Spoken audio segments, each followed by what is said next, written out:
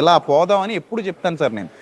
ఇక్కడ ఒకటండి, యాక్చువల్లీ ఇప్పుడు రామ్మోహన్ ప్రవీణ్ పగడాల గారి కోఆర్డినేటర్ కదా, లోకల్ ప్రోగ్రామ్స్ అన్ని చూసే వ్యక్తి. ఫస్ట్ వెళ్ళి స్పాట్ దగ్గరికి వెళ్ళింది ఆయనే, పోలీసులు కంప్లైంట్ ఇచ్చింది ఆయన, అన్నీ ఓకే. ఎందుకు ఆయన ఎవరు మీడియా ముందుకు వచ్చి ఎందుకు మాట్లాడట్లేదు?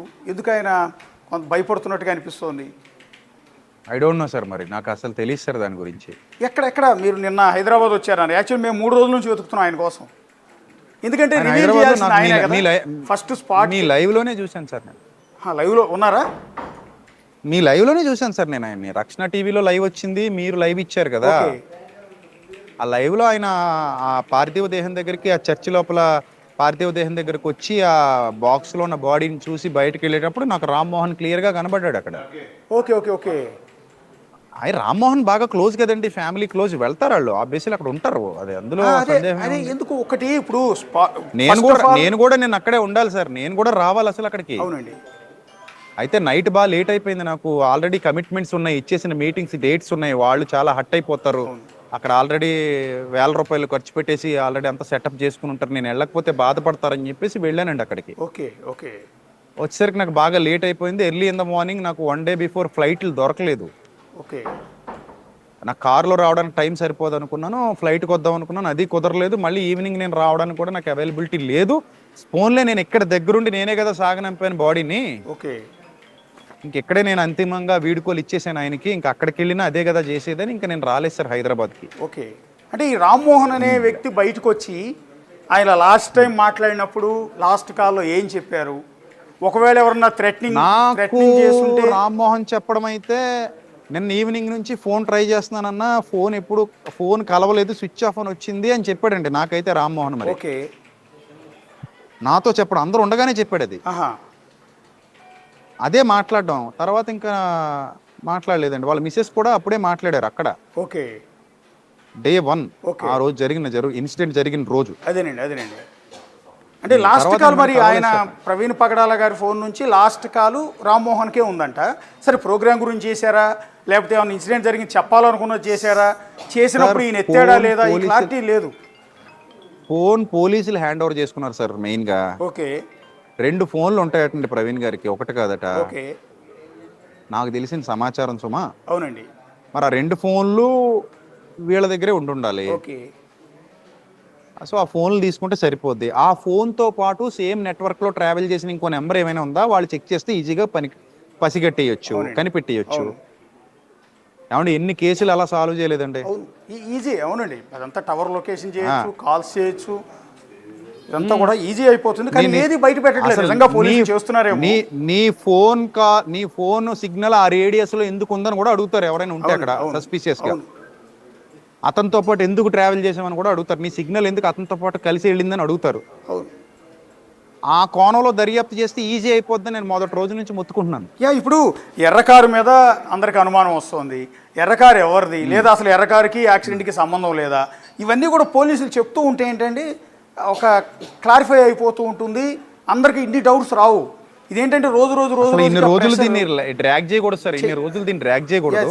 సీఎం గారు స్పందించిన తర్వాత చంద్రబాబు నాయుడు గారు కూడా దీని మీద పోస్ట్ పెట్టారు కదా. అవును, ఆయన ఇమీడియట్ గా అధికారులతో మాట్లాడారండి, డీజీపీతో మాట్లాడారు స్వయంగా.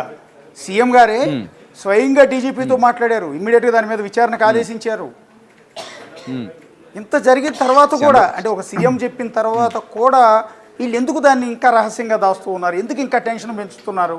ఎందుకంటే ఆ ప్రెషర్ పెరిగి ఏమైపోద్ది అంటే అండి, ఇందాక నేను చెప్పాను, ప్రెషర్ కుక్కర్ మాదిరిగా అయిపోతుందండి, ఒక్కసారిగా బ్లో అవుట్ అవుతుంది. అవునండి సార్. రేపు 29th రేపు ఇస్తా అన్నారు మరి post mortem primary report. Okay. రేపు ఇచ్చేస్తే చాలా వరకు ఇది సాల్వ్ అవుతుంది. ఓకే. ప్రెస్ మీట్ రేపే పెట్టాలి మరి ఎస్పీ గారు, పోలీసులు. అవునండి. పెడితే మేము కూడా అటెండ్ అవుతాం అక్కడికి. ఓకే. సో మేము కూడా మా వాదన వినిపిస్తాం, మేము కూడా అడిగేవి ఏమైనా ఉంటే అడుగుతాం. తర్వాత ఫర్దర్గా వారు మళ్ళీ చెప్తారా చెప్పరా అనేది వాళ్ళ ఇష్టం. ఇంతకు మించి మేము మాత్రం ఏం చేయగలమండి? ఇప్పుడు మీరు సపోర్ట్ చేస్తున్నారు, మాకు మీడియా చాలా వరకు సపోర్ట్ చేస్తుంది. ఈరోజు మీ ఛానల్లోనే కాదు, TV9లోను, ABNలో కూడా ఈరోజు వచ్చింది, ఆ రోజు రాలేదు. ఓకే. నిన్న ప్రభంజనం చూసిన తర్వాత చాలా మంది కదిలి వచ్చారు. ఓకే. ఇక్కడ 2 తెలుగు రాష్ట్రాల్లో ఒక్కసారి సోషల్ మీడియా ఓపెన్ చేస్తే ఎన్ని ట్రెండింగ్లో ఉందండి ఇప్పుడు ప్రవీణ్ పగడాల్ గారి ఇష్యూ. అవునండి. అంటే మీకు సో అన్ని లక్షల మతాలు మంది, చూస్తున్నాయండి కోట్ల మంది. ఇవాళ ఏం జరిగింది అనేది. Not only India sir, not only India sir, ఇతర దేశాల్లో ఉన్న తెలుగు వాళ్ళు కూడా, ఈవెన్ క్రైస్తవ ప్రపంచంలో ఎక్కడెక్కడైతే ఉన్నారో, America, Australia, Kuwait, Dubai, Bahrain, Saudi, అన్ని ప్రాంతాల్లో నుండి క్రైస్తవులు స్పందిస్తున్నారు. వాళ్ళు మాట్లాడుతున్నారు, ఇష్యూ అడుగుతున్నారు ఏంటిదని.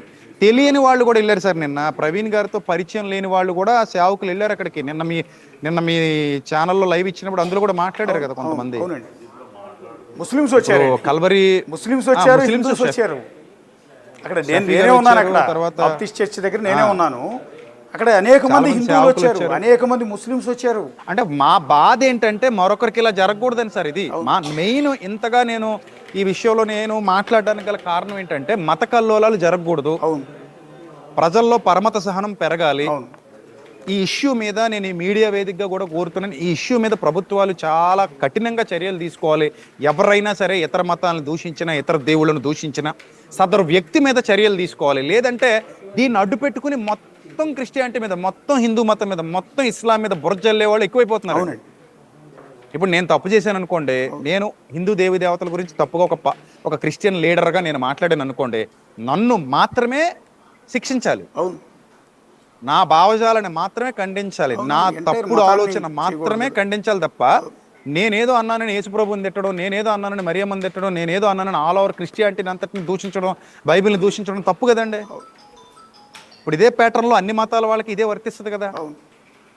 ఇప్పుడు ఎవడో ఒకడు, ఇప్పుడు రాధా మనోహర్ దాస్ అనే వ్యక్తి ఉన్నాడండి, ఎంత దారుణంగా, ఎంత నీచంగా మాట్లాడతాడండి సదరు వ్యక్తి. చూడండి సార్, అతని వీడియోలన్నీ వాచ్ చేయండి, ఎంత దుర్మార్గంగా మాట్లాడతాడో. ఈరోజు ఆయన శిష్యురాలట ఏదో వీడియో పెట్టింది, పగిడిందా పగడాలా ఏదో పెట్టింది. అంటే బేసిక్గా మీరు అన్నట్టు అన్న ఆ వ్యక్తి గురించి నేను విమర్శించలేను, కానీ చాలామంది పీఠాధిపతులు, స్వామీజీలు, ఇలా పెద్ద వాళ్ళందరినీ నేను చాలాసార్లు కలిశాను, ఇంటర్వ్యూలు కూడా చేశానండి. ఎప్పుడు వాళ్ళు ఇస్లాం గురించి కానీ క్రిస్టియానిజం గురించి కానీ ఎప్పుడు మాట్లాడరు.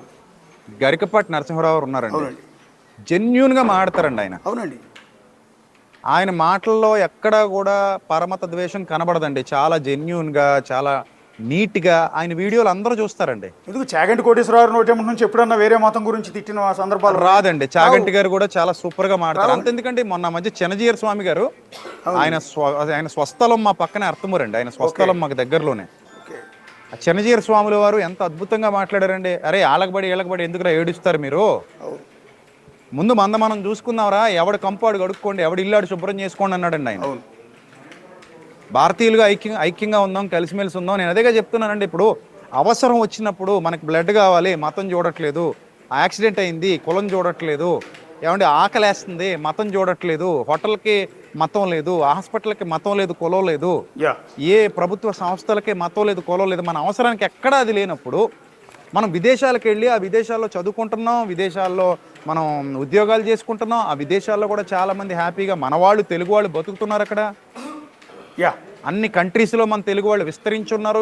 ఇంత ప్రపంచీకరణ ఇంత అద్భుతంగా జరుగుతున్నప్పుడు మనకి ఇంకా ఏంటండి ఈ చిన్న జాడ్యపు భావజాలం, ఈ సంకుచిత మనస్తత్వం, ఈ చిన్న ఒక గిరి గీసుకుని అందులోనే ఉండిపోవాలనుకోవడం ఎంతవరకు కరెక్ట్ అండి?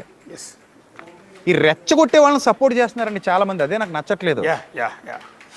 వీడియోలు క్రిందకు వచ్చి కామెంట్ చేస్తున్నారు, ఇంకెప్పుడు ఇదే గోలా, నాకు అర్థం కావట్లేదు అసలు. థ్యాంక్ యూ విజయప్రసాద్ గారు, చాలా వాల్యుబుల్, చాలా అంశాలను ప్రస్తావించారు. ఇప్పటి వరకు థ్యాంక్ యూ సార్. బిగ్ టీవీలో రైజ్ చేసిన ఈ అనుమానాలు